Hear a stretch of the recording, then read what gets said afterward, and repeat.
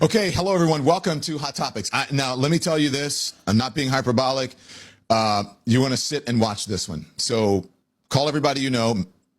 Let them know that this is going to be a really an interesting one. I think we're going to learn a lot about what's happening in Mississippi, where Nolan Wells is from. We're going to learn a lot about the community, a lot about his family, a lot about his friends. It may surprise you. We're going to speak to someone who knows the family and knows the community, someone who works there. So here we go.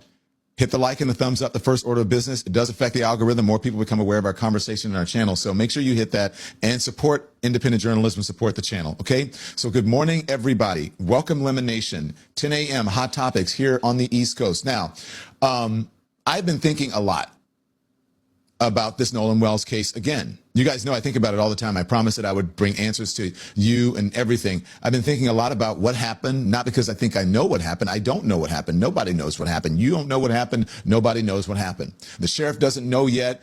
There wouldn't still be an investigation if the sheriff knew. The district attorney doesn't know, or there wouldn't be a grand jury happening. And so that's where I want to start this morning, and then get you to this friend as quickly as I can. But I need to give you a backstory, all right? Because somewhere along the way, not just in this case, but in this country, we started acting like not knowing is some kind of weakness if you don't know something.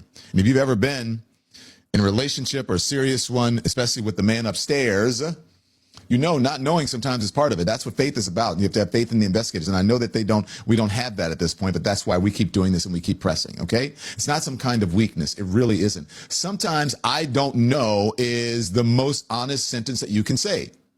Now, look at what happened here. You have an 18-year-old young man. He disappears. His family is desperate for some answers, right? Pittsburgh, welcome. Thank you, Robin. Praying for the family. Volunteers start searching for things. Hello, Michigan. Welcome. Attorneys get involved. And before very long, millions of people who have never been to Horn Island are convinced that they know exactly what happened. Brooklyn.